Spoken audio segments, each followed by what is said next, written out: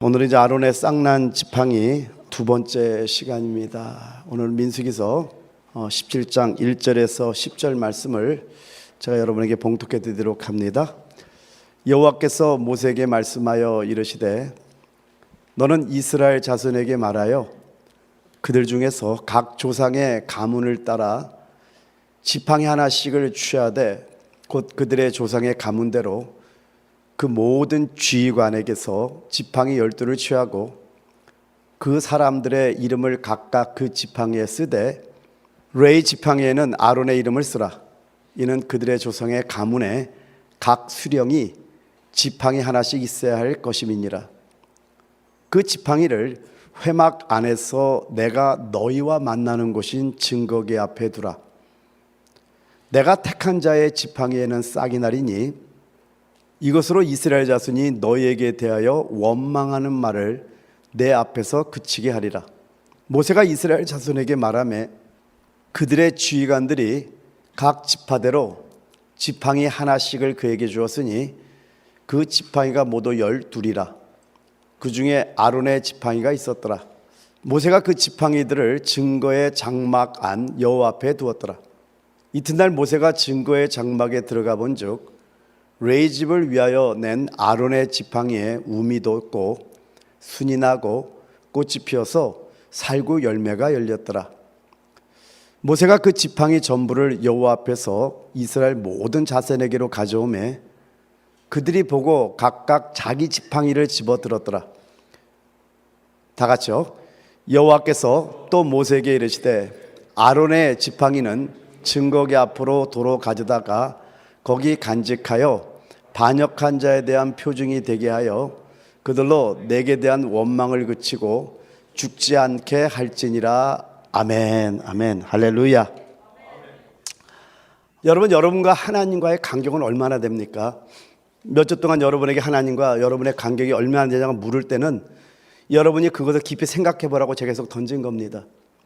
간격이 없으려면 여러분이 계속해서 하나님과 교제가 있어야 되고 성전의 구조를 볼 때 바깥에서 시작해서 성소를 거쳐서 지성소 안에 들어가야 된다는 겁니다. 왜요?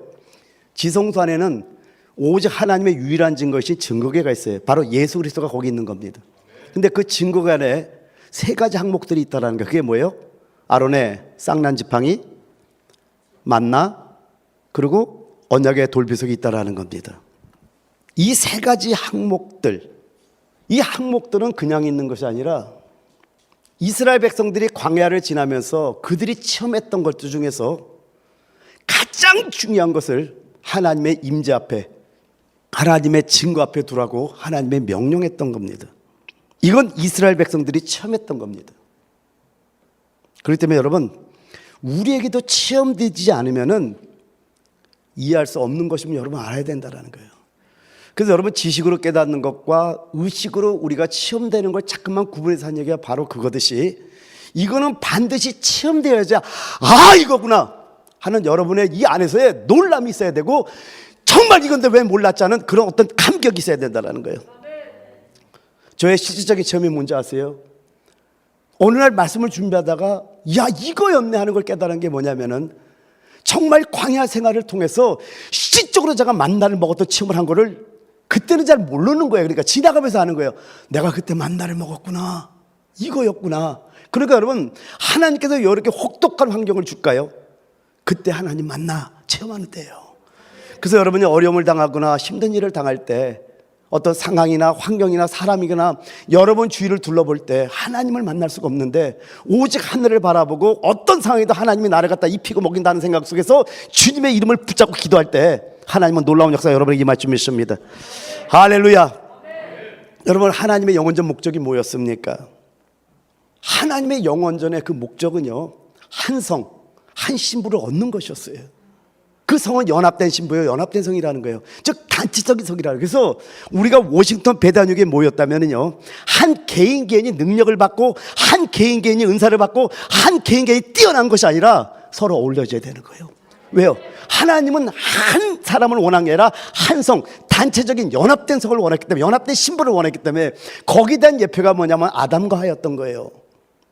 아담은 그리스도를 예표하고 하와는 교회를 예표하는데 하와는 아담의 갈비뼈로 건축되듯이 교회는 오직 그리스도의 생명으로 건축되는데 그 생명으로만 우리가 하나 될 수 있다는 걸 또 아셔야 되는 거예요. 여러분, 제 안에 예수가 있습니다. 여러분, 예수 여러분 안에 있습니까? 그럼 우리는 하나 되는 거예요. 근데 예수 외에는 하나가 될 수가 없더라고요. 왜? 그것만이 실제이기 때문에 그렇다라는 거예요. 근데 여러분, 그래서 하나님께서는요, 이 영원전의 목적을 이루기 위해서 한 사람을 택합니다. 그게 바로 아브라함이었던 거예요.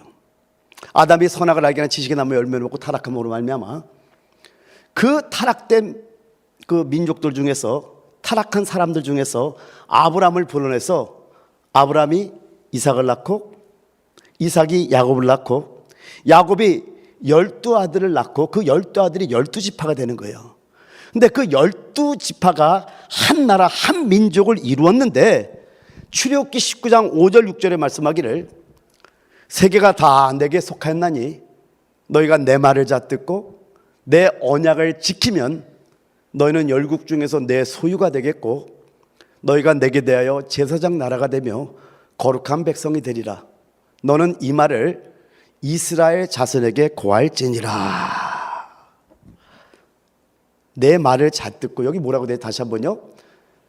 너희가 내 말씀을 잘 듣고 나의 언약을 지키기만 하면은 열국 중에 소유가 될 뿐 아니라 거룩한 백성이 되고 제사장 나라가 된다고 말씀하고 있다라는 거예요. 근데 이렇게 애굽에서 나온 이스라엘 백성의 수는, 여러분, 싸움에 나갈, 민수기 1장 45절 46절에 말씀하죠. 싸움에 나갈 자가 몇 명이라고 했죠? 60만 3,550명이라고 됐어요. 그러니까 애굽에서 나온 이스라엘 백성의 수는 수백만이 된다라는 겁니다. 그래서 이들에게 질서와 건축을 위해서는 어떤 권위, 리더십의 필요가 있었던 겁니다. 그 두 권위가 누구죠? 모세와 아론이었다라는 겁니다. 여러분도 교회 안에서 리더가 되기를 원하면 합시다. 근데 여러분, 리더는 그냥 되는 게 아니잖아요. 그걸 우리가 지난 시간에 나눴던 거예요. 모세도 다름 받았지만은 너형 아론이 말 잘하는 것을 안다라고 할 때 그 말 잘하는 건 인간적인 말 잘하는 걸 말하는 게 아니면 여러분이 아셔야 된다는 거 이해가 되시죠? 그러니까 모세가 40년 동안 하나님 다루심 받을 때 아론도 은밀하게 하나님의 다루심을 받았다는 걸, 그걸 통해서 우리가 알 수 있다는 거예요. 그러니까 모세도 다루심 받았지만은 아론 또한 다루심을 받았다는 겁니다. 근데 여러분, 모세는요 왕을 대표하고 아론은 제사장을 대표한다는 겁니다. 근데 왕의 직분은 하나님의 통치를 위한 것이고 제사장의 직분은 하나님의 형상과 관계되는 거예요. 우리의 형상을 따라 우리의 모양대로 사람을 만들고, 이게 바로 제사장의 직분을 말씀하는 겁니다. 그러니까 제사장의 직분을 가져서 우리가 뭘 해야 돼요? 하나님을 표현하고 하나님을 대표해야 되는 거예요. 이게 제사장의 직분이에요. 왕의 직분이요, 하나님의 통치를 위한 거예요. 그래서 모든 생물을 다스리라고 말씀했다라는 겁니다. 이렇게 모세와 아론이 지도자들로서 준비된 후에 이스라엘 백성들을 이끌 수 있었던 겁니다. 근데 여러분, 민수기서 13장, 민수기서 14장을 우리가 봤지만은 누구의 불신이었어요? 이스라엘 12지파의 대표들이잖아요. 지도자들이잖아요. 그 지도자된 자들을 가나안 땅을 정탐하라고 보낼 때 내가 주는 땅을 정탐하라고 보냈건만은 그 지도자된 자들의 불신 때문에 그들뿐만 아니라 이스라엘 백성 모두가 20세 이상 되는 모두가 가나안 땅에 들어가지 못했다는 거, 못 들어갔다라는 거예요. 근데 거기서 끝나면 좋은데 민수기서 16장으로 또 넘어와서 고라와 다단과 아위란과 온두가 그리고 250명의 지휘관들의 반역으로 어떤 일이 벌어져요? 여러분, 아론의 쌍난 지팡이를 알기 위해서는요 민수기 16장을 반드시 알아야 됩니다. 왜요?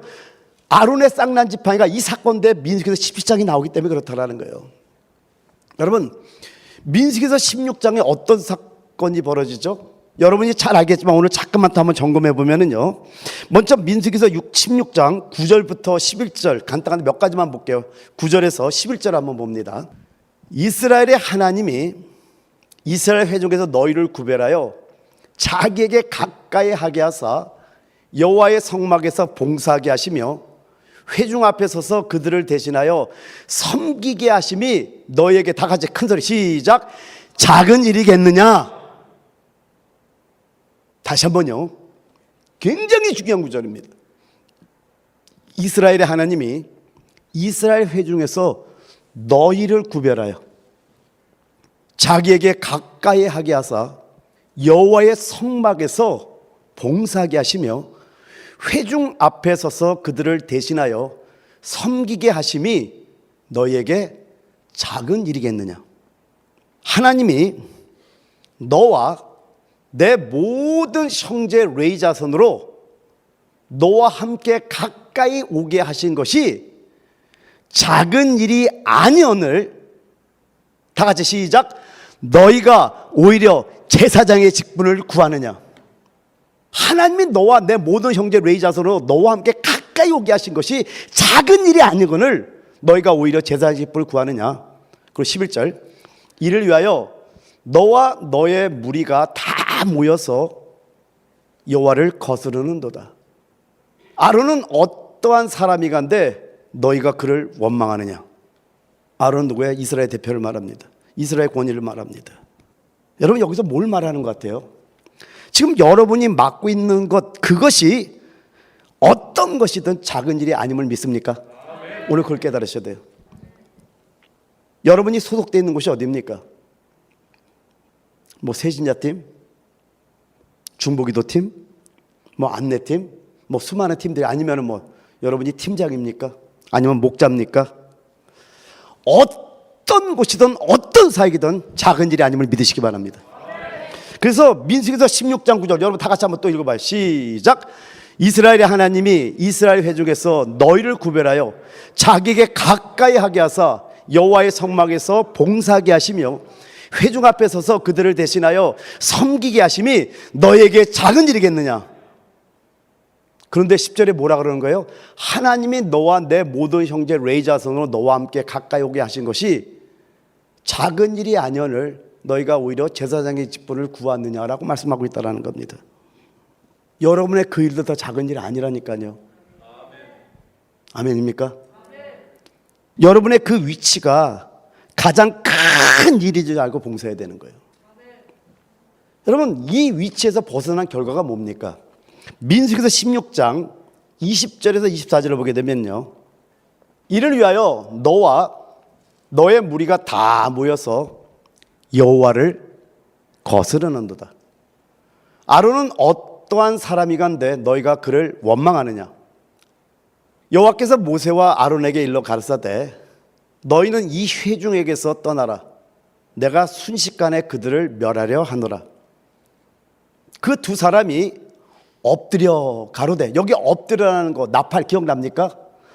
온전히 하나님만을 의지하고 하나님께 바짝 하나님께만 그 기도하는 어떤 그런 모습들, 그걸 나팔이라는 저단을 쓴단 말이에요.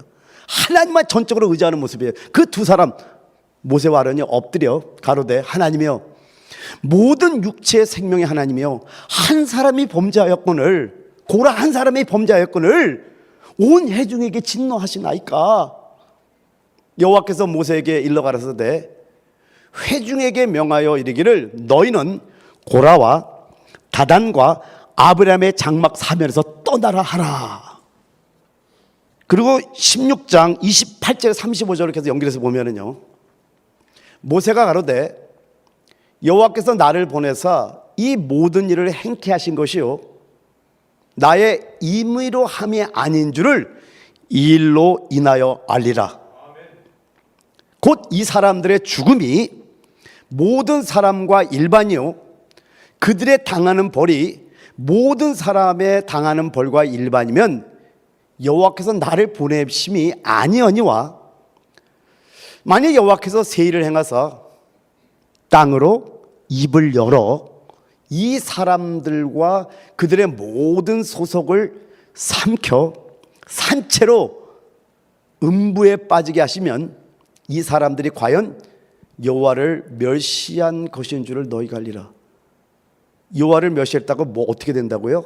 땅이 입을 벌려서 그들의 소속을 다 삼켜버리겠다고 지금 말씀하고요. 왜요? 여호와를 멸시했기 때문에. 여러분, 실질적으로 이런 일은 아니라도 여러분 영적으로 일하는 거 여러분 아셔야 됩니다. 이 모든 말을 마치는 동시에 그들의 밑의 땅이 갈라지니라. 땅이 그 입을 열어 그들과 그 가속과 고라에게 속한 모든 사람과 그 물건을 삼킴에 그들과 그 모든 소속이 산채로 음부에 빠지며 땅이 그 위에 합하니 그들이 총회 중에서 망하니라. 그 주위에 있는 온 이스라엘이 그들의 부르짖음을 듣고 도망하며 가로되 땅이 우리도 삼킬까 두렵다 하였고 여호와께로서 불이 나와서 분향하는 250일을 소멸하였더라. 근데 저 소멸하였더라는 단어가 히브리어로 아칼이라는 단어예요. 먹다 삼키다. 그냥 아예 삼켜버렸다는 거예요. 먹어버렸다는 거예요. 무섭지 않아요?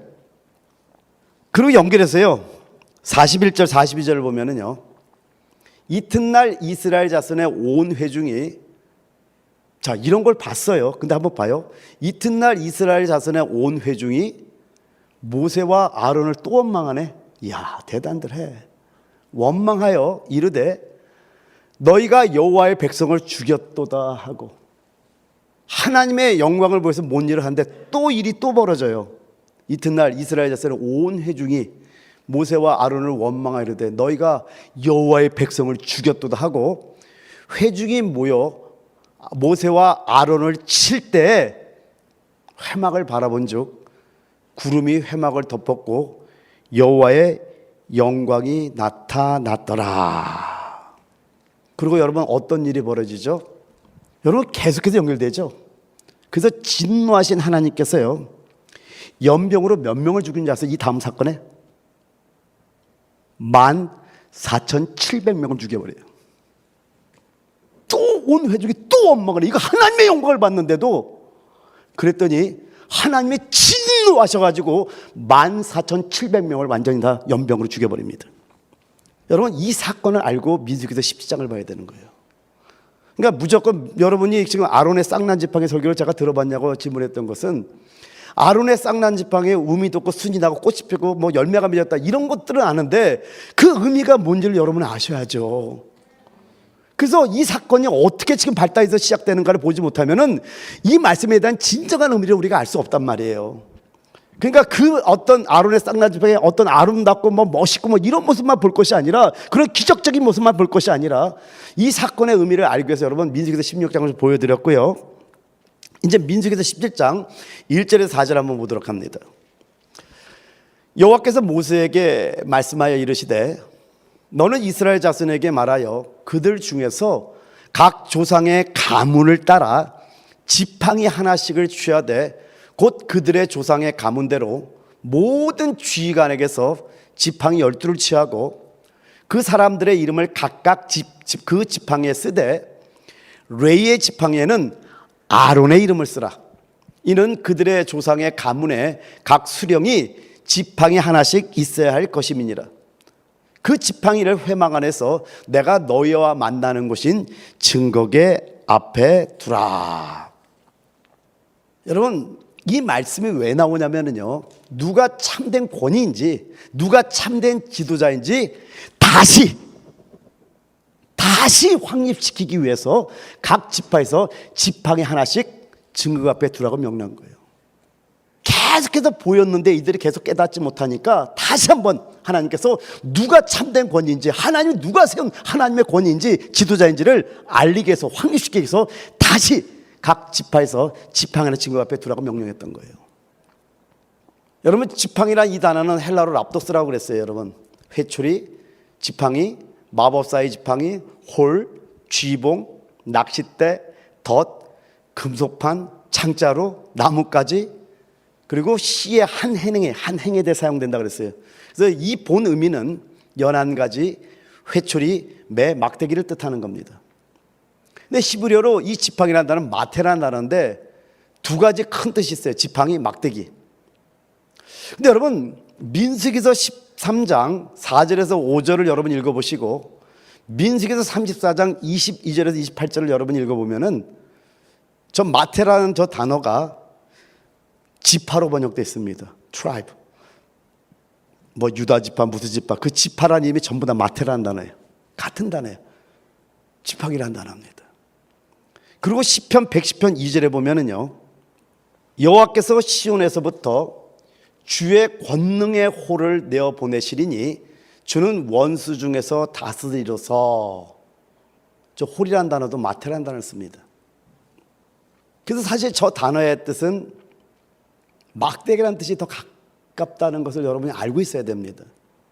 뭐 지팡이라도 상관은 없지만은 의미를 정확하기 위해서, 근데 그 저 지팡이는 오직 지도자 된 자들이 갖고 있기 때문에 지도자를 상징한다고도 볼 수 있다라는 거예요. 어쨌든 여러분, 막대기는 뭐냐라는 거예요. 여러분, 막대기는 죽은 나무입니다. 그러니까 막대기의 본질이 뭐예요? 죽은 나무예요. 죽은 막대기예요, 그냥.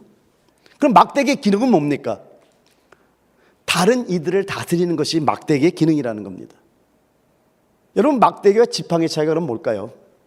지팡이는요, 보행을 도우려고 짚는 막대기입니다. 길을 갈 때 여러분 연약하거나 힘들 때 보면은 나이 드신 분들 보면 전부 다 뭘 짚고 다니잖아요. 이거 지팡이라 그래요.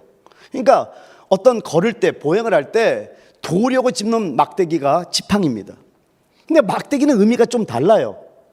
막대기는 보행을 돕기 위한 것이 아니라 다스리고 때리기 위한 것이라는 겁니다.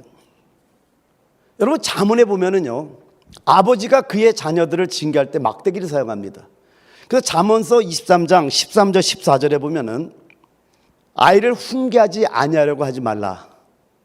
우리 이제 개정 성경에는 채찍이라고 되어 있지만은 채찍으로 그를 때릴지라도 그가 죽지 아니하리라. 영어에 보면 뭐라 했죠? 라드라고 되어 있습니다. 막대기라고 되어 있습니다. 내가 그를 채찍으로 때리면 그의 영혼을 수월해서 구원하리라 라고 되어 있는데요, 요게 이제 채찍이라는 단어 히브리어로 쉐베트라는 단어인데, 요 뜻은 막대기, 지팡이, 곤봉, 홀, 부족, 지파라는 뜻이에요. 그러니까 어쨌든 막대기라는 뜻이에요. 그러니까 아이들을 막대기로 훈계할 때 쓴다라는 거예요. 훈계할 때. 그래서 세 번역으로 보게 되면은요, 잠언서 23장 13절 14절을 아이 꾸짖는 것을 삼가지 말아라. 매질을 한다고 해서 죽지는 않는다. 그에게 매질을 하는 것이 오히려 그의 목숨을 수월해서 구원하는 일이다. 이렇게 해석되어 있습니다. 어쨌든 저 쉐베트라는 단어는 막대기를 말합니다. 그래서 아버지가 그의 자녀들을 징계할 때 뭘 사용한다고요? 막대기를 사용해요. 막대기는 다스리는 거에 사용되는 것이 막대기가 우리가 알라라는 거예요.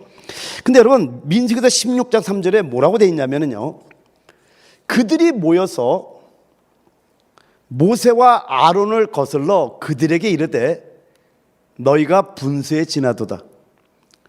회중이 다 각각 거룩하고 여호와께서도 그들 중에 계시거늘 너희가 어찌하여 여호와의 총회 위에 스스로 높이느냐, 이렇게 말씀합니다.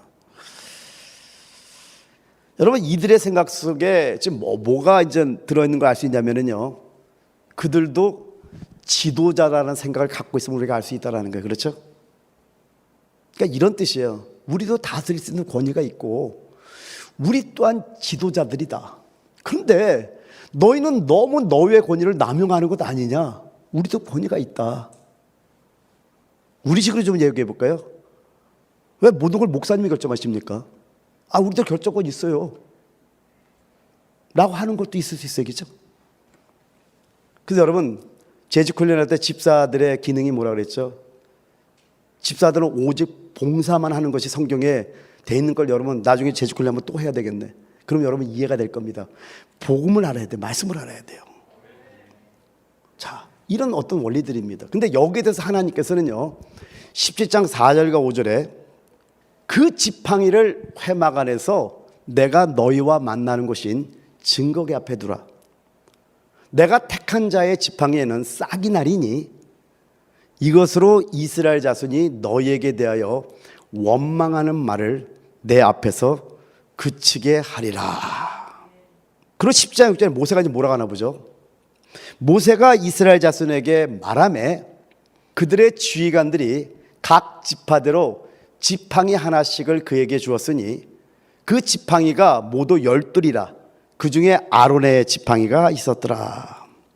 그리고 이제 7절에 보면은요, 모세가 그 지팡이들을 증거의 장막 안 여호와 앞에 두었더라.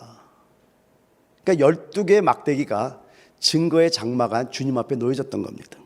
자, 그리고 8절 다 같이 한번 읽어볼까요? 민수기서 10장 8절 시작. 이튿날 모세가 증거의 장막에 들어가 본즉 레이집을 위하여 낸 아론의 지팡이에 우미 돋고 순이 나고 꽃이 피어서 살구 열매가 열렸더라. 이게 뭘 말하는 것 같아요? 여러분, 참된 권위가 아론에게 있다라는 거예요. 여러분, 근데 그 권위가 뭘까요? 부활 생명이에요. 마태, 이 지팡이, 이 막대기는요, 각 지파의 대표 지도자를 상징하는 거예요. 그래서 마태라는 단어가 지파라는 단어로도 번역됩니다. 그러니까 이 막대기는, 이 지팡이는 각 지파의 대표 지도자를 상징하는 거예요. 여러분, 막대기는요, 다스림을 위한 것이지만 이 다스림은 때리기 위한 것이 아니라 먹이기 위한 것이라는 거예요. 오늘 그 얘기를 하는 거예요. 아멘. 민수기서 17장 2절에 말씀하기를요, 너는 이스라엘 자손에게 말하여 그들 중에서 각 조상의 가문을 따라 지팡이 하나씩을 취하되 곧 그들의 조상의 가문대로 그 모든 지휘관에게서 지팡이 12를 취하고 그 사람들의 이름을 각각 그 지팡이에 쓰되. 근데 여기 지휘관이라는 말, 이 족장이라는 단어는요, 히브리어로 나시라는 단어인데 들어 올리다라는 뜻인 나사에서 유래됐습니다. 그래서 이 뜻은 뭐냐면은, 이 지휘관, 이 족장이라는 뜻은 들어 올려진 자, one lifted up, 들어 올려진 자, 즉 우두머리, 지배자, 왕, 군주, 방백, 족장, 지도자를 의미하는, 그러니까 지도자라는 거예요. 지휘관들은 지도자들입니다. 여러분, 이 지팡이는요, 이방인들의 대표를 말하는 게 아니에요. 저 밖에 세상 지도자들에 대한 얘기가 하는 게 아니라는 거예요. 왜요? 12지파잖아요. 그럼 여러분, 여기서 주님께서 뭘 우리에게 알려주고 있는지 여러분 아셔야 됩니다. 교회 리더가 반드시 갖춰야 할 것을 명시하고 있는 거예요.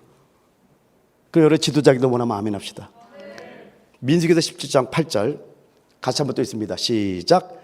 이튿날 모세가 증거의 장막에 들어가 본즉 레이집을 위하여 낸 아론의 지팡이에 움이 돋고 순이 나고 꽃이 피어서 살구 열매가 열렸더라. 그래서 첫 번째는요, 죽은 막대기가 살아났다. 뭘 의미합니까? 할렐루야, 부활입니다. 그죠? 죽은 막대기가 살아났으니까 부활을 의미하지. 그죠? 아멘. 여러분, 알몬드 트리, 살구나무는요, 이스라엘에서 보면은 1월이나 2월에 제일 먼저 꽃이 피는 나무가 저 살구나무입니다. 그러니까 나무 중에서 첫 번째로 나는 열매가 살구예요. 이것은 부활을 상징하는 겁니다. 그렇기 때문에 여러분, 싹이 나고 꽃이 피고 열매를 맺은 막대기는 그리스도의 부활 생명을 상징하는 거예요. 할렐루야. 첫 번째 뭔지 알겠죠? 따라합니다. 부활 생명. 자, 두 번째요, 움이 돋고 순이 나고 꽃이 피어서 살구 열매가 열렸더라. 그 열매는 뭘까요? 열매, 먹는 거잖아요. 이건 뭘 말하는, 양육을 말하는 거예요. 여러분, 살아있는 말씀의 통치는 반드시 열매를 맺습니다. 아멘. 근데 요한복음 12장 24절에 뭐라고 말씀하죠? 다 같이 시작.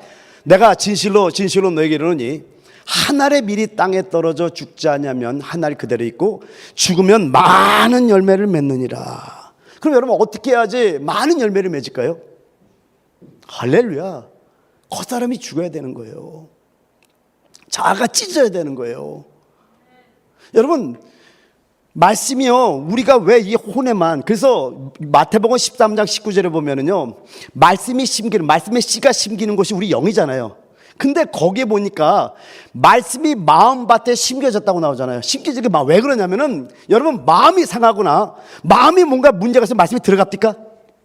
안 들어가잖아요. 여러분, 성도들 보면은 제가 너무나 잘 아는 게, 여기서 힘든 게 뭐냐면요, 저한테 시험 들면요, 일단 눈을 마주치지 않습니다. 고기가 딴 데로 가 있습니다. 그리고 말씀이 저쪽으로 이렇게 흘러가는 게 제가 느껴져요. 여기서 설교자가 정말 힘든 게 뭔지 아세요? 붕회를 가든 어디 집회를 가든 이게 성령의 교통을 알기 때문에요, 말씀을 먹으면은요, 목사가 막 힘이 납니다. 왜? 쫙쫙 빨려들게 느껴져요. 근데 어디 교회를 가면은요, 말씀이 튀겨나와요. 그러면 그냥 근데 어느 특별히 이제 신방할 때, 이건 너무나 정확한 게요, 어떻게든 남편을 구원하고 싶어서 저를 불렀어요. 말씀을 전하는데요, 돌덩어리 하나가 말씀을 튀겨내는데요, 얼마나 힘드냐면요, 야, 이렇게까지 단단한가? 겉사람으로 뚫뚫뚫뚫 이렇게 말려 있어갖고 이게 찢어져 본 적이 없기 때문에 말씀이 탁탁 튀겨나오는데 설교를 하면서 진짜 식은땀이 쭉쭉 나는 거예요. 야, 이걸 어떻게 전달했지? 어떻게 집어넣지? 결국은 나올 때 온몸이 탈진돼서 나옵니다. 영적으로 느껴요, 이거를요. 그러니까 여러분, 자아가 찢어져야지 속에 생명이 들어갈 수 있고요, 속에 생명이 흘러나올 수 있는 거예요. 그러니까 열매를 맺는 방법 중 한 가지, 여러분의 자아를 여러분 생각하라고 잠깐만 말씀하는 게, 여러분의 겉사람, 여러분의 자아가 찢어지고 여러분의 겉사람이 죽어야만이 여러분 그때서 말씀이 막 희한하게 들어가기 시작합니다. 그래서 하나님이 땅에 떨어져 죽자 하나님 그대로 있고, 죽으면 많은 열매를 맺는다. 열매를 맺는 방법은 뭐예요? 죽어야 되는 거예요. 죽으려면 겉사람이 찢어져야 된다니까요. 아멘입니까? 에베소 6장 10절에 뭐라고 말씀합니까? 말씀에서 이렇게 말합니다. 구원의 투구와 성령의 검, 곧 하나님 말씀을 가지라. 말씀을 검이라고 말씀합니다.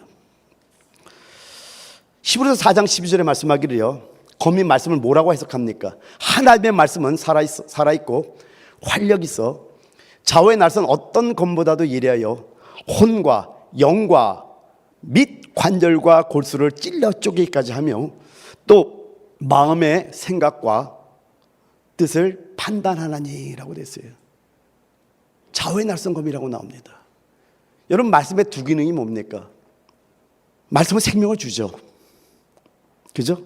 근데 생명도 주지만은요, 겉사람을 찢습니다. 여러분이 말씀을 들을 때 찔리는 게 왜 찔리는 줄 아세요? 그게 바로 겉사람이 찔림 받는 거예요. 여러분, 겉사람이 해결된 사람은요, 생명으로 받게 돼 있어요. 여러분, 이게 원리라는 거예요. 왜요? 하나님 말씀 살아있기 때문에 그 말씀에 진리하면 반드시 겉사람을 찢게 돼 있어요.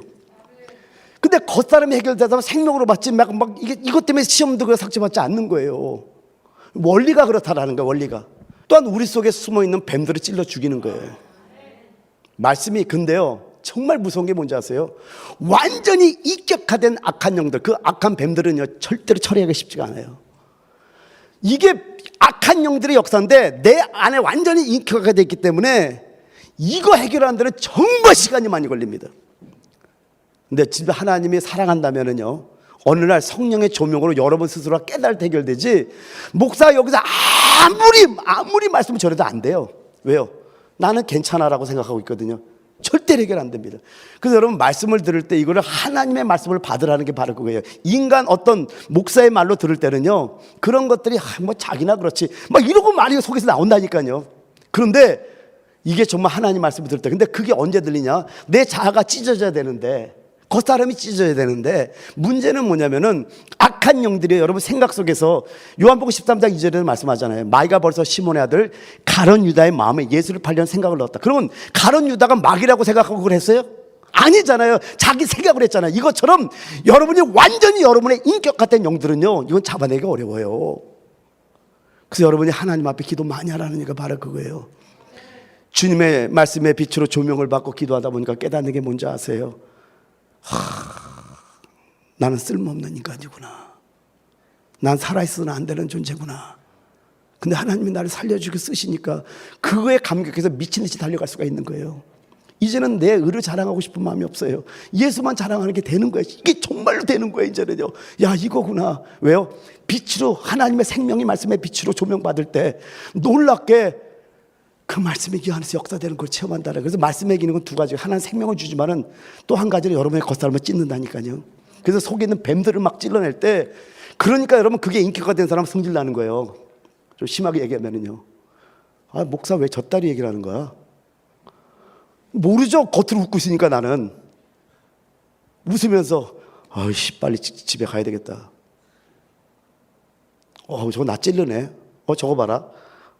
막 이러고 나오는데 그게 악한 영인지 모른다니까요. 여러분, 목사가 여러분 눈치 보고 여러분 비 맞춰야 돼요? 정말 하셔야 돼요. 저는 그런 사람들 많이 봤어요, 교회 안에서도. 근데 그게 저한테는 보여요. 느껴져요. 알아요. 역시나 드러나네. 치료받으면 좋은데. 그래서 이제 부드럽게 한다? 될 것 같죠? 그게 되는 게 아니더라고요. 그래서 여러분, 다시 한번 얘기를 할게요. 여러분들이 말씀을 생명으로 먹으려는 마음 자세를 아예 갖는 게 좋습니다. 지난번에 얘기를 했잖아요. 주님의 임재 속에서 주님의 빛을 받으면 받을수록 또 주님의 어떤 명령을 위임받을수록 제 안에서 달라지는 게 뭔지 아세요? 야, 놀랍더라고요. 아무리 힘든 일을 당하고 아픈 일을 당해도 내 안에서 주님이 주시는 그 마음은 그래도 사랑하래요. 모든 걸 사랑으로 가야 되겠구나.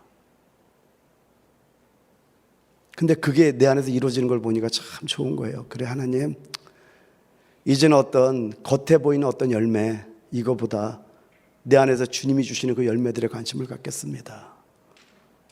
너무 자애한 거예요. 근데 겉의 풍성함을 따라가다 보면은요, 우리 속의 생명을 잃어버릴 수 있다는 거 여러분 잊지 마시길 바랍니다. 할렐루야. 따라서 교회의 권위가 갖춰야 될 두 가지가 뭐죠? 부활 생명과 양육이라는 거예요. 지도자는 반드시 두 가지를 할 줄 알아야 돼요. 그래서 이 두 가지를 위해서 자아를 찢고 안에 숨어있는 뱀들을 잡아낼 줄 아는 게 지도자예요. 그러니까 여러분, 서로의 안에 숨어있는 것들 위해서 기도하는 거예요. 하나님, 몸부림치며 기도할 때 할 수 있거든요. 무슨 말이냐? 믿는 자에게는 능치 못할 일이 없느니라. 믿는 자에게 따르는 표적이 여러분에게 임할 줄 믿습니다. 할렐루야. 여러분, 이제 어떤 성도는 뭐 이렇게 얘기하는 분이 있을 수 있다고 하면서 제가 한번 얘기를 해볼게요. 저는 리더가 되기를 원치 않아요. 그냥 교회 안에서 서로 높아지기를 원하고 서로 다투는 사람들을 보면은 저는 정말 이해가 안 갑니다. 왜 그렇게 힘든 일을 자처하는지 잘 모르겠습니다. 저는 그냥 은혜 안에서 자유롭고 편하게 신앙생활하는 게 좋지, 어떤 일들에 엮여서 서로 티격태격하는 것은 정말 원하지 않습니다. 저는요, 뭐 무슨 직분이라든가 감투라든가 무슨 팀장이라든가 부장, 이런 것과는 좀 멀어지고 싶어요. 그냥 하나님의 성전에 문지기로만 있어도 참 좋을 것 같아요 라는 분이 있다가 뭐 치죠. 어떻게, 이 말이 옳은 것 같아요? 틀린 것 같아요? 사실 이것도 정확히 말하면 옳은 것은 아니에요. 굉장히 겸손해 보이긴 하는데 뭐 좋은 모습일 수도 있죠, 그죠? 왜냐하면 어떤 분열이나 어떤 그런 데 끼지 않는 게 참 좋은 것 같은데, 여러분 로마서 7장 22절 23절 크게 한번 읽어봐요. 시작. 내 속사람으로는 하나님의 법을 즐거워하되 내 지체 속에서 한 다른 법이 내 마음의 법과 싸워 내 지체 속에 있는 죄의 법으로 나를 사로잡는 것을 보는도다. 오늘 한번 잘 들어보세요. 여기서 세 가지 법을 지금 말씀하고 있어요. 따라합니다. 하나님의 법, 마음의 법, 죄의 법. 이 세 가지를 말씀하고 있어요. 좀 설명해 드릴게요. 그래서 지난번에 감추인 만나면서 이 말씀을 좀 여러분이 할 수밖에 없었던 게 너무너무 중요합니다. 왜? 요걸 넘어가야지 8장에 생명의 성령의 법이 나오기 때문에 그래요. 하나님의 법, 뭘 항상 요구합니다. 하나님의 법은 거룩하고요, 하나님의 법은 선하고요, 하나님의 법은 의로워요. 그러니까 너무나 선하고 의롭기 때문에 더 큰 걸 요구하는 거예요. 근데 하나님이 우리 사람을 창조할 때 우리 안에 마음의 법을 줬어요. 이걸 다른 말로 선한 법이라고 할 수 있어요. 이 마음의 법은 항상 하나님의 법이 요구하면 거기에 반응하게 돼 있어요. 그런데 창세기 3장에 아담과 하와가 선과 악의 지식의 나무 열매를 먹는 그 순간에 우리 지체 안에 뭐가 들어왔죠? 죄의 법이 들어왔어요. 사단이 죄의 법으로 우리 지체 안에 아예 살고 있다는 거예요. 그래서 마음의 법으로 하나님의 법에 대해서 반응하고 하나님의 법에서 순종하려고 하는데, 이 죄의 법이 우리 마음의 법보다 더 강한 거예요. 우리 의지보다 훨씬 더 강한 거예요. 마음으로 정말 하나님께 뭔가를 해보고 싶은데 안 되는 거예요. 왜요? 지체 속에 죄의 법이 있기 때문에 그렇다라는 거예요. 이 개념을 여러분이 아셔야 된다라는 거예요. 그래서 여러분이 성령 충만하면은요, 막 하나님의 것들을 막 하고 싶은 마음이 올라오죠, 그죠? 좋은 겁니다. 근데 항상 우리의 숨어있는 한 면도 우리가 볼 줄 알아야 된다는 거예요. 우리 지체 속에 뭐가 있다? 죄의 법이 있다는 겁니다. 자, 그러고 한번 보죠. 그러니까 여러분이 이제 어떤 교회에서 안수 집사나 권사를 이렇게 안수한다고 하면 하죠. 근데 어떤 사람은 우리 교회 온 지 10년이 됐는데 나는 한 15년이 됐어. 근데 10년 된 사람이 안수 집사가 된 거예요. 그래서 전 15년 된 나는 안 된 겁니다. 그때 여러분 올라오는 게 뭐죠? 어떻게 저 사람이 나보다 먼저 안수 집사가 돼, 권사가 돼? 내가 부족한 게 뭐야? 이 마음이 반드시 올라오게 됐어요. 왜요? 지체 안에 뭐가 있다고요? 죄법이 있다니까요. 그래서 뭐라고 생각하냐? 목사님 뭐 하는 분이야? 목사님 기도하는 거 맞아? 어떻게 그렇게 분별이 없는 거야? 여러분, 이런 올라오는 것들이 양면 있는 걸 여러분에게 말씀하려고 그러는 거예요. 지금 우리 마음 안에 하나님에 대한 선한 법도 있지만은 우리 지체 안에 죄법이 있다는 걸 여러분 잊어서는 안 된다는 겁니다. 옛날 일이었죠. 양복종을 하는 집사님이 계셨어요. 그 장로님도 양복종 두 분이 했는데, 근데 이분이 예를 들어서 오리온 선교를 한다든가 이럴 때 2천만 원, 어디 1,000만 원 헌금을 많이 했어요. 그래서 이분 믿음 대단하네. 선한 모습이잖아요, 그죠? 그런데 어느 날 이분이 15만 원을 헌금을 했는데 신문에 기사를 안 올렸다고 난리가 난 거예요. 몇 천만 원 하는 분이 15만 원 본인이 돈을 냈는데 이걸 기사를 안 올려줬다고 노발대발하는 걸 제가 보게 된 거예요. 저건 뭐지? 여러분, 이런 원리들을 여러분 이제 봐야 되는 게 뭐냐면 성령 충만하면요 반드시 여러분에게 열정, 비전이 올라오게 돼 있어요. 믿습니까? 여러분, 그건 좋은 겁니다. 특히 여기 젊은 지체들이 있는데 젊은 지체들에게는 사도바울 같이 되는 것을 저는 원합니다. 사도바울 같이 되는 갈망을 가질지어다. 여러분 가지셔야 돼요. 근데 예를 들면 이제 60세가 되고 좀 올라가면은 이렇게 젊은 사람들처럼 어떻게 그 열정이 좀 식어지겠죠. 어쨌든 나이가 많아지면 열정은 젊은 사람보다 식어지겠지만은요, 젊은 지체들은 오늘날 사도 바울 같이 되기를 원하는 그런 자들이 되기를 바랍니다. 그래서 모든 청년들이요, 오늘날의 바울, 오늘날의 요한, 오늘날의 베드로처럼 되기를 갈망할지어다. 자, 근데 여러분 고린도서 10장 11절에 뭐라고 말씀합니까? 저에게 당한 일이 이런 일이 우리에게 거울이 되고 말세를 만난 우리의 경계로 기록했다고 말씀하고 있다는 거예요. 그럼 예를 한번 좀 들어볼게요. 여러 면을 좀 보이기 좀 보이는데요. 오늘 창세기를 통해서 아브라함과 이삭과 야곱에 대해 좀 말씀을 좀 드릴게요. 창세기 아브라함과 이삭과 야곱을 볼 때요, 여러분 거기는 세 사람은 나오잖아요. 근데 이 창세기는 아까 구약에 저의 당한 일이 거울이 되고 말세를 만난 우리의 경계로 기록했다 그랬잖아요. 그러니까 이 아브라함과 이삭과 야곱은 한 사람 안에 세 방면을 말씀하는 겁니다. 여러분, 아브라함, 이삭, 야곱이 얻은 체험은요, 하나님의 백성들이 얻어야 할 체험을 말씀하고 있는 거예요. 여러분, 우리가 참된 하나님의 백성이 되기 위해서는요, 아브라함, 이삭, 야곱의 세 방면을 갖춰야 되는 겁니다. 그럼 먼저 아브라함부터 한번 보죠. 아브라함 할 때 이 아브라는 단어는 아버지란 뜻입니다. 아버지. 그러니까 아브라함 자신이 아버지였고요, 그가 배운 것 또한 하나님이 아버지라는 것을 아는 것이었다라는 거예요. 그래서 아브라함의 일생은요, 바로 하나님이 아버지라는 것을 배우는 것이었던 거예요. 그럼 여러분, 하나님의 아버지라는 말의 뜻은 뭡니까? 하나님의 아버지라는 말의 뜻은요, 모든 것이 하나님에게서 비롯되었다는 이걸 깨달을지어다. 그래서 요한복음 5장 19절에 보면은요, 같이 한번 읽습니다. 시작. 그러므로 예수께서 그들에게 이르시되 내가 진실로 진실로 너에게 이르노니 아들이 아버지께서 하시는 일을 보지 않고는 아무것도 스스로 할 수 없나니 아버지께서 행하시는 그것을 아들도 그와 같이 행하느니라. 여러분, 대단히 중요한 구절입니다. 우리가 반드시 가져야 할 체험이에요. 여러분, 우리는 하나님 앞에서 어떤 일도 스스로 할 자격이 없다는 뜻입니다. 아브라함의 시작은 그가 시작한 것이 아니라 하나님이 시작했다는 거. 할렐루야. 자, 이삭이 주는 교훈은 뭘까요? 이제 아버지께로부터 이어받지 않는다면 우리에게는 아무것도 없다는 겁니다.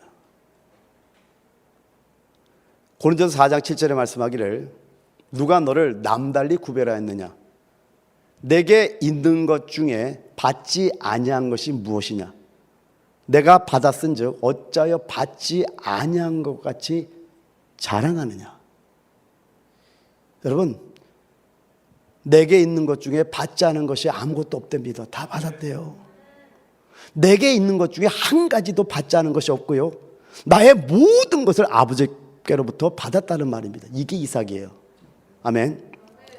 그럼 야곱을 한번 보죠. 이제 지금 많은 성도님들이 하나님의 모든 만물의 근원이심을 알고요, 우리의 모든 것이 다만 받은 것이라는 것까지도 압니다.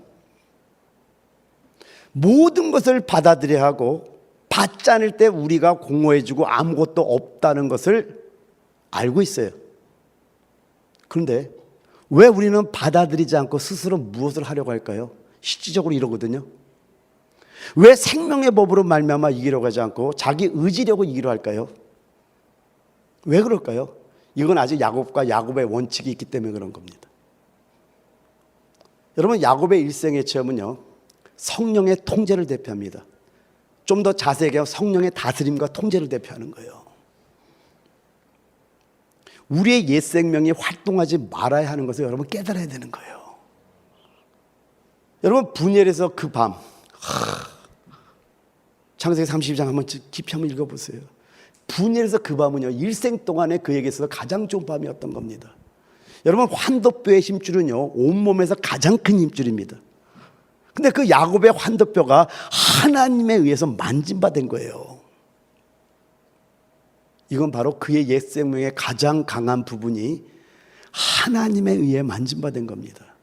근데 그날부터 야곱은 어떻게 됐죠? 쩔름발이가 됐어요. 절었다라는 겁니다. 여러분, 그가 다리를 절기 전에는 야곱이었지만은요, 절기 시작한 후에는 이스라엘이 됐던 거예요. 그날부터 그는 남을 속이는 자에서 속임을 당하는 자로 바뀌었다니까요. 근데 자기가 강할 때는 자기의 가장 강한 계략을 계속 쓰고 있잖아요. 에서에게 3번에 나눠서 보내고 막 그냥. 근데 환도뼈가 딱 하나님의 만진받는 그 순간부터 가장 약해졌을 때 하나님 붙잡고 있더라니까. 많은 사람들이 그래요. 약해지기 전까지 절대 하나님 안 붙잡아요. 여러분 아직도 강한 거예요. 그래서 하나님이 여러분의 가장 강한 부분을 만져버리는 거예요. 그때부터 깨닫는 거예요. 하와, 만진받을지어다. 그게 축복이에요. 아브라함은 모든 것이 하나님으로부터 나왔고 자신을 의지하여 아무것도 할 수 없다는 걸 보여줍니다. 이삭은 모든 것을 하나님이 주시기 때문에 우리는 단지 받아야 한다는 것을 보여줍니다. 그러나 우리가 받았을지라도요, 만일 성령의 다루심과 통제가 없다면요, 우리에게는 여전히 문제가 있게 됩니다. 이게 바로 야곱이 우리에게 보여주는 거예요. 여러분, 환도뼈의 힘줄이 끊어지고요, 옛 생명이 하나님에 의해서 처리받을 때 비로소 우리는 겸손한 사람이 되고요, 두려워서 떨면서, 막 두려워하고 떨면서 주님을 쫓아가는 사람이 되는 거예요. 겉으로 보이는 그게 아니라 실질적으로 하나님에서 환도뼈의 힘줄이 끊어지고 옛 생명의 하나님의 처리를 받을 때요, 그때 비로소 겸손한 사람이, 이게 하나님이 원하는 겸손한 사람인 거예요. 사람들 앞에서 이게 아니라 어떤 흉내를 내는 이게 아니라 진짜 겸손한 사람이 되는 거예요. 그리고 정말 두려워하고 떨면서 주님을 쫓아가는 사람이 되는 거예요. 그 날이 될 때요, 우리는 방심하지 않게 되고요, 자기 주장을 내세우지 않게 되는 거예요. 여러분, 여러분의 주장이 왜 많은 줄 아세요? 아직 하나님의 만짐받지 않아서 그래요. 점점 그게 없어져요.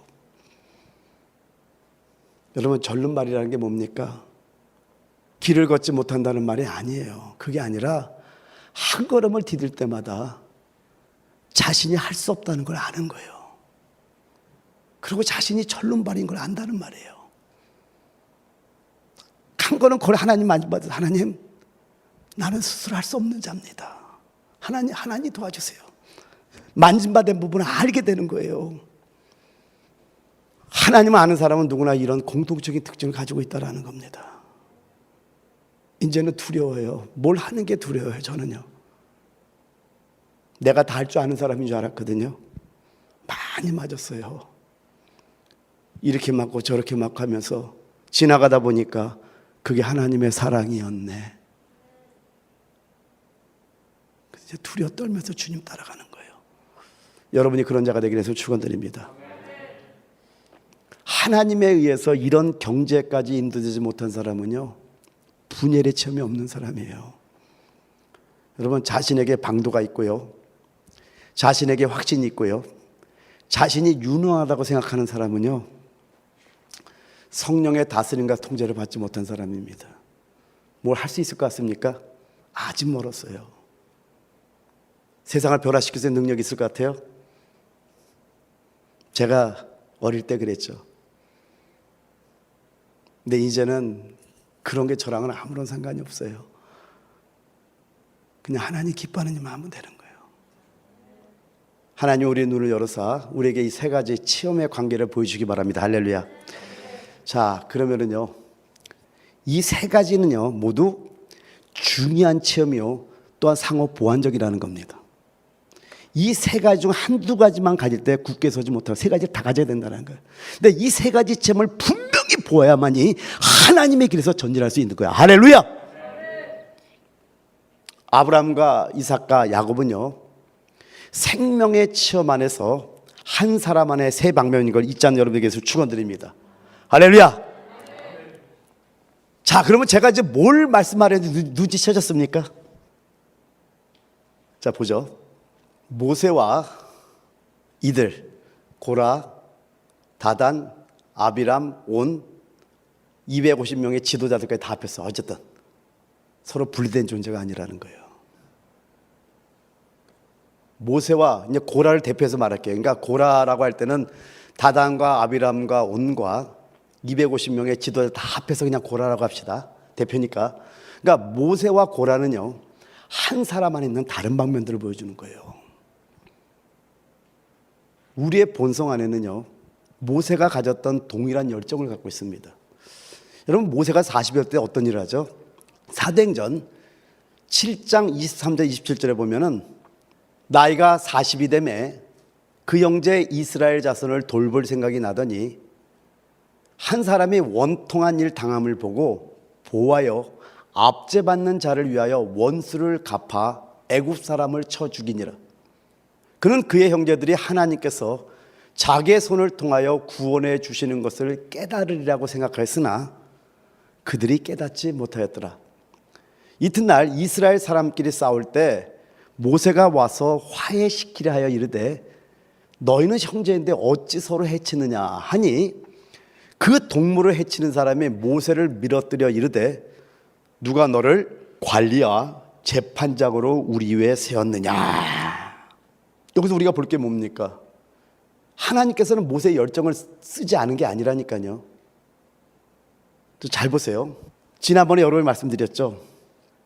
40년 동안에 어머니의 요괴벳을 통해서 하나님에 대한 교육을 다 받았고 바로의 공주의 아들로 자라면서 세상의 모든 지식을 다 섭렵했어요. 그리고 40년 동안에 진짜 훈련을 시키는 거예요. 여러분, 광야에서 훈련이 진짜 훈련이에요. 광야에서 교육이 진짜 교육을 깨닫기 바랍니다. 왜요? 제가 광야에서 진정한 하나님을 만났기 때문에 그래요. 맞더라고요. 모세도 40년 동안 훈련받으면서 자기가 가시떨기 나무의 존재에 불과하다는 걸 알 때까지 하나님은 40년을 걸렸던 거예요.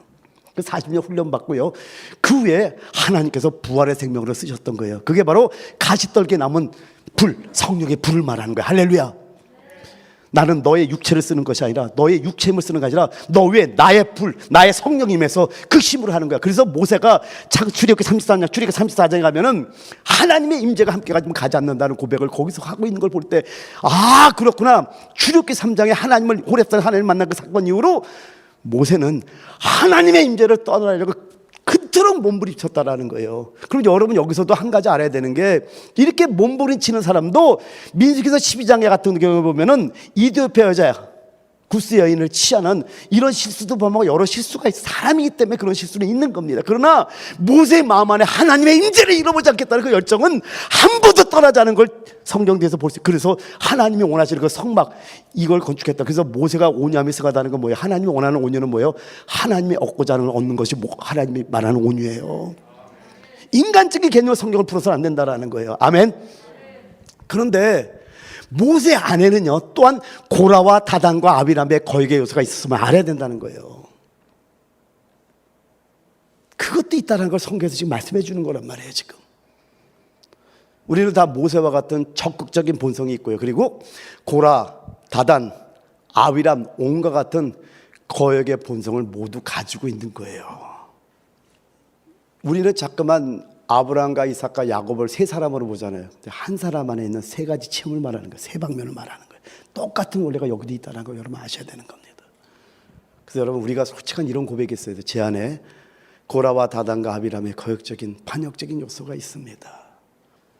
여러분 만약 우리가 구원받지 않았다면요, 하나님을 향한 열정과 불이 있을까요?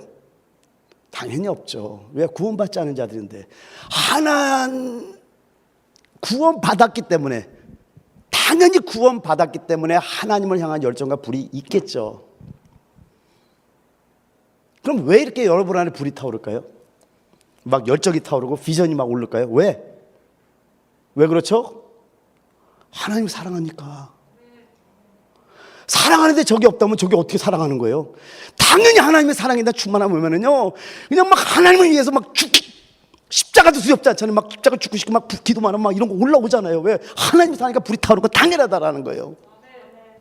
근데 주님을 사랑하지 않고 열정이 없다면은요, 저 밖에 있는 사람들과 같을 것이고요, 목적도 없이 방황할 것이고요, 하나님을 위해서 뭔가 되려는 열정도 없을 것이라는 겁니다.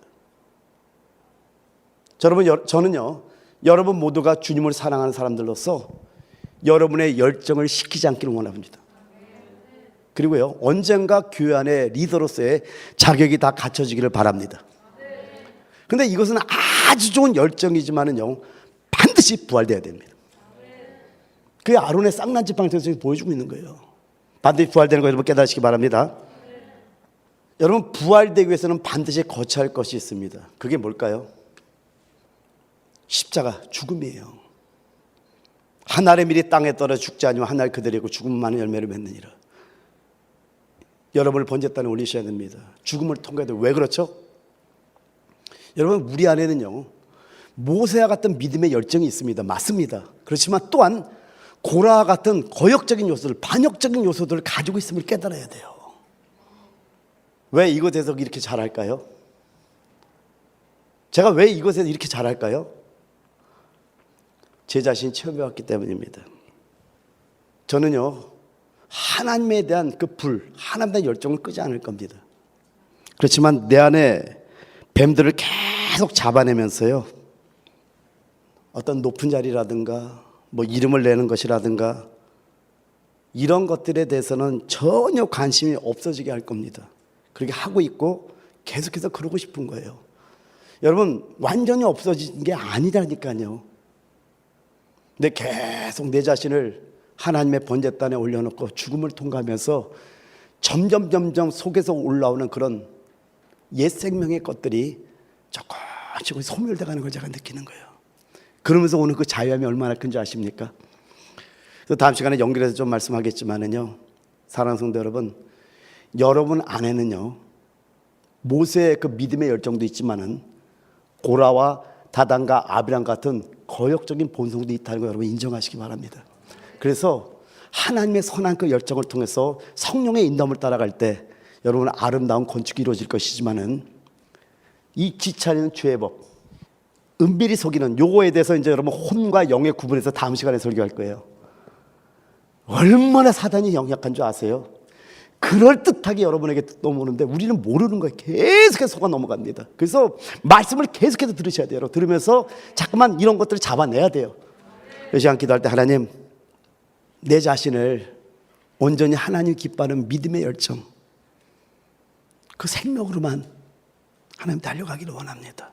내가 하나님의 교회 안에서 하나님 원하는 리더십을 갖기 위해 부활 생명이 내 안에 충만하기를 원합니다. 그 생명의 충만함으로 양육하는 자가 되기를 원합니다. 이럴 때 여러분, 이 아론의 쌍난 막대기처럼 모든 지도자들이 막대기를 다 갖고 있지만은 어떤 자들은 사람을 갖다가 때리기만 하는 거예요. 이걸 뭐라고 하냐? 의무는 죽인다고 말씀합니다. 왜요? 생명이 없거든요. 근데 영은 살리는 것이라 하나님의 부활 생명이 있으면 그건 양육하기 시작하는 거예요. 그러나 한 가지 여러분 잊지 마시기 바랍니다. 말씀은 양날 성검이에요. 자회날 성검이에요. 생명도 주지만은 여러분의 자아를 찢어서 그 속에 생명을 집어넣기를 원하는 하나님의 말씀의 능력이 있다는 걸 아셔야 돼요.